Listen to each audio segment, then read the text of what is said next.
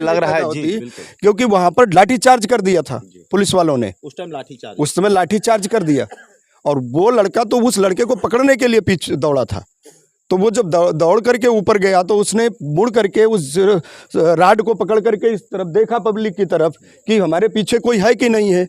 और उसको पकड़ करके जब वो घूमा, उसी फोर्स में वो रेलिंग गिर गई। रेलिंग पहले से कमजोर रही होगी, वरना कोई भी व्यक्ति नहीं गिरा सकता है। ये सब कहना बाकी चीजें हैं कि उसमें इतना बल आ गया था। ये लग रहा है कि झंडा लगाने की कोशिश नहीं, बिल्कुल नहीं है। आप उनके फुटेज को देखिए, उसमें साफ साफ है वो अपने हाथ में लेकर के झंडा लिया, उसने कहीं लगाया ही नहीं है झंडा। वो तब लहरा है, कोई नीचे से फेंका, उसमें दिख रहा है झंडा नीचे से ऊपर की तरफ भीड़ ने भगी होगी, किसी के हाथ से छूटा होगा, ऊपर की तरफ फोर्स लगी होगी, झंडा चला गया ऊपर की तरफ, तो उसने पकड़ लिया होगा। ये भी हो सकता है किसी ने फेंका हो, लेकिन फेंकने की स्थिति यहाँ पे वहां पर कोई भी स्थान ही नहीं है जहां वो झंडा लगा सके। झंडा लगाने वाली बात भी गलत है। उसके हाथ में झंडा किसी ने फेंका है, उसने उसको पकड़ लिया, संभाल लिया है। क्योंकि अगर कोई तिरंगा गिरने लगेगा तो अपनी परवाह नहीं करेगा। ऐसे ही हमारे धर्म का कोई झंडा होगा तो अगर वो कहीं से गिरने लगेगा तो उसे हम थामेंगे। अच्छा, एक सवाल ये भी निकल के आ रहा है, खुद से मैं सवाल कर रहा हूँ और पब्लिक से भी कर रहा हूँ, आपसे भी कर रहा हूँ, उसके अंदर उतना जोश कहाँ से आ गया? आपने देखा कि किसी व्यक्ति में कोई इतनी ताकत तो नहीं हो सकती कि रेलिंग गिर जाए। वो उसी रेलिंग को पकड़ करके चढ़ गया और उधर से जब उसने सपोर्ट लिया, उसने मुड़ करके देखा कि हमारे हिंदू भाई मेरे पीछे आ रहे हैं कि नहीं आ रहे हैं। उसने उस झंडे को पकड़ करके सामने झांकने की कोशिश किया, लेकिन वो झंडा सहित रेलिंग गिर गई। तो उसने झंडे को गिराया नहीं है, वो तो रेलिंग गिरने से गिर गया।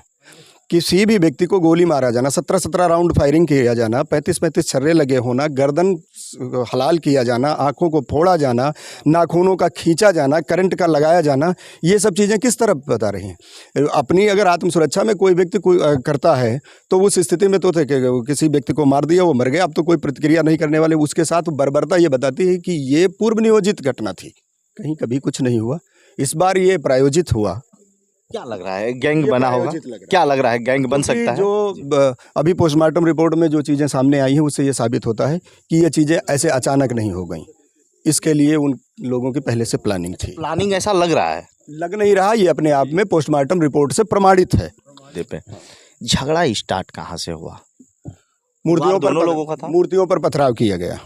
किनके तरफ से? मुस्लिम समुदाय की तरफ से। हिंदू को अपना क्यों अपनी मूर्तियों पर पथराव करेगा? वो तो पूजा करने के, उसने 9 दिन पूजा किया है, वो सम्मान के साथ विसर्जन करने जा रहा है। जब मुस्लिम बस्ती में वो पहुंचता है, पहली बार तो विसर्जन नहीं हो रहा था, पिछले कई वर्षों से ये विसर्जन चल रहा है। साथियों नमस्कार, मैं इस समय बहराइच में हूँ, जो मूर्ति विसर्जन को लेकर वाद विवाद हुआ है। जानकारी ये चाहिए, जानने के लिए हम लोग ये आए हैं, उतने दूर से चल के आए हैं कि आखिर हिंदू और मुस्लिम में लड़ाई क्यों हो जाती है, किस बात को लेकर विवाद होता है। वीडियो क्लिप में दिखाया जा रहा है कि एक पंडित बिरादरी का लड़का है और चढ़ता है, झंडा तोड़ता है, लेकिन उससे रिलेटेड इतना उग्र क्यों होता है कि झंडा तोड़ने की बात आ जाती है और साथ में जो रेलिंग होती है वो दीवार टूट जाती है। उसी उसकी सारी सच्चाई जानने के लिए हम लोग यहाँ पहुँचे हैं। ग्रामीण के लोग हैं, बहराइच महाराजगंज गाँव में। सर, सबसे पहले आपका परिचय क्या हुआ?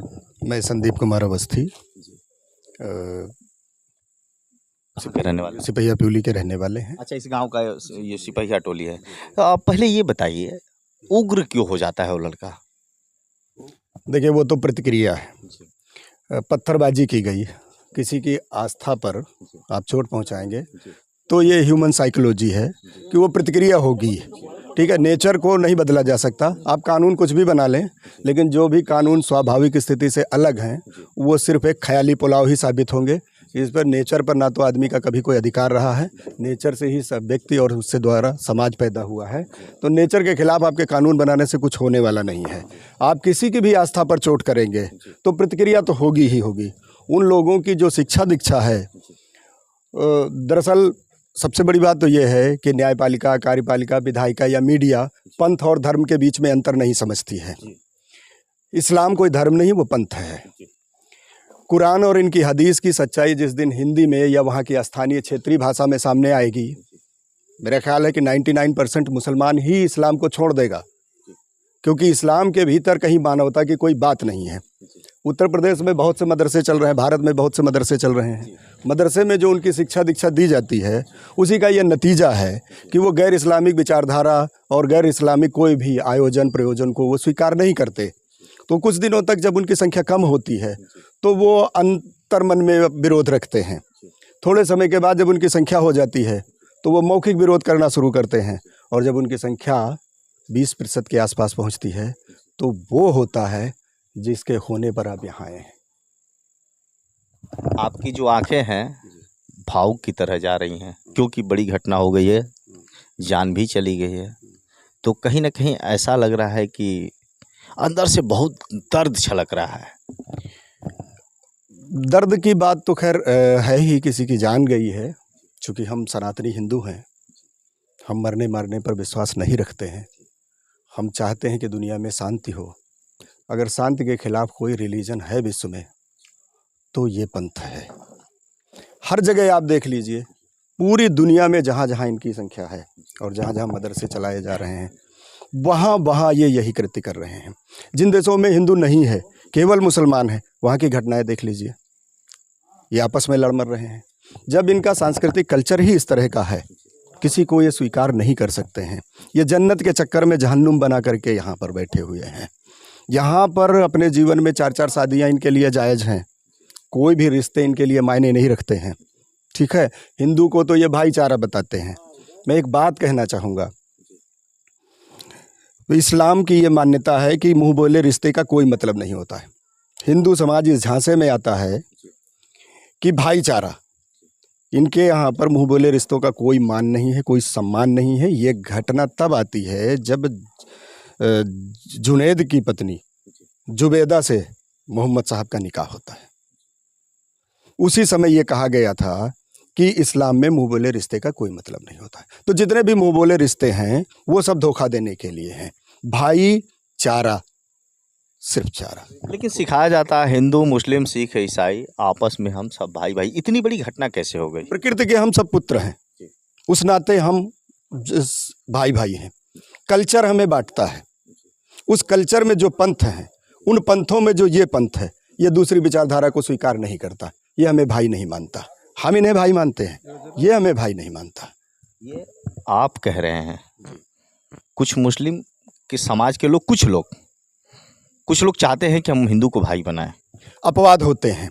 रावण के घर विभीषण हुआ, हिरण्यकश्यप के घर में प्रहलाद जी हुए। घर का भेदिया लंका ढाबे वाली बात कह रहे हैं क्या? मैं ऐसी बात नहीं कह रहा हूँ। मैं ये कह रहा हूँ कि प्रकृति हर जगह पर अपने पूर्ण रूप में उपस्थित होती है। किसी समाज में 100% ना तो बुरे लोग होते हैं और ना 100% अच्छे होते हैं। तो वो अपवाद अगर आप छोड़ दें तो इस्लाम में सच्चाई, सत्यता, शांति और मानवता का कहीं कोई स्थान ही नहीं है। हाँ। चलिए भाईचारा की जो बात आ गई है, पहले तो हम अब बात कहीं और हो रही थी, लेकिन अब आ जाते हैं मेन मुद्दे पे। झगड़ा स्टार्ट कहाँ से हुआ? मूर्तियों पर पथराव किया गया। किनके तरफ से? मुस्लिम समुदाय की तरफ से। हिंदू को अपना क्यों अपनी मूर्तियों पर पथराव करेगा? वो तो पूजा करने के, उसने 9 दिन पूजा किया है, वो सम्मान के साथ विसर्जन करने जा रहा है। जब मुस्लिम बस्ती में वो पहुंचता है, पहली बार तो विसर्जन नहीं हो रहा था, पिछले कई वर्षों से ये विसर्जन चल रहा है, कहीं कभी कुछ नहीं हुआ। इस बार ये प्रायोजित हुआ। क्या लग रहा है, गैंग बना होगा?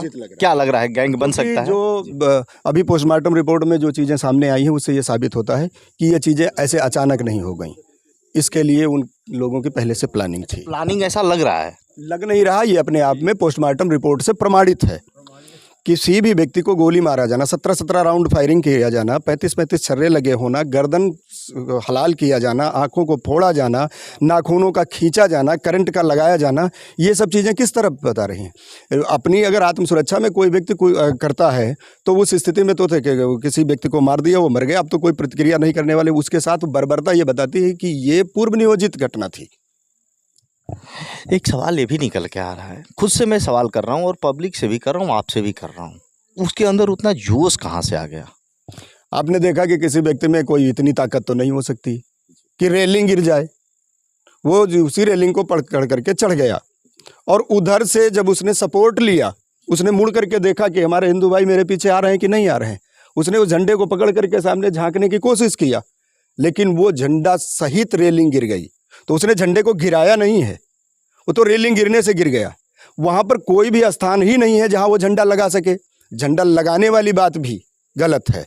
उसके हाथ में झंडा किसी ने फेंका है, उसने उसको पकड़ लिया, संभाल लिया है, क्योंकि अगर कोई तिरंगा गिरने लगेगा तो अपनी परवाह नहीं करेगा। ऐसे ही हमारे धर्म का कोई झंडा होगा तो अगर वो कहीं से गिरने लगेगा तो उसे हम थामेंगे। अच्छा, ये लग रहा है कि झंडा लगाने की कोशिश नहीं की जा रही? बिल्कुल नहीं है। आप उनके फुटेज को देखिए, उसमें साफ साफ है वो अपने हाथ में लेकर के झंडा लिया, उसने कहीं लगाया ही नहीं है। झंडा वो तब लहरा है, कोई नीचे से फेंका, उसमें दिख रहा है झंडा नीचे से ऊपर की तरफ भीड़ ने भगी होगी, किसी के हाथ से छूटा होगा, ऊपर की तरफ फोर्स लगी होगी, झंडा चला गया ऊपर की तरफ, तो उसने पकड़ लिया होगा।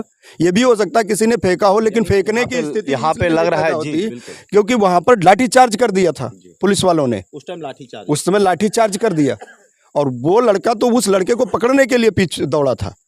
तो वो जब दौड़ करके ऊपर गया तो उसने मुड़ करके उस राड को पकड़ करके इस तरफ देखा, पब्लिक की तरफ, कि हमारे पीछे कोई है कि नहीं है, और उसको पकड़ करके जब वो घूमा, उसी फोर्स में वो रेलिंग गिर गई। रेलिंग पहले से कमज़ोर रही होगी, वरना कोई भी व्यक्ति नहीं गिरा सकता है। ये सब कहना बाकी चीज़ें हैं कि उसमें इतना बल आ गया था। एक बात निकल के आ रही है, यानी जो धर्म की बात की जाए, बराबर धर्म की बात की भी जाती है। सनातन धर्म की जब भी जहाँ बात आती है तो लोग बढ़ चढ़ के हिस्सा लेते हैं।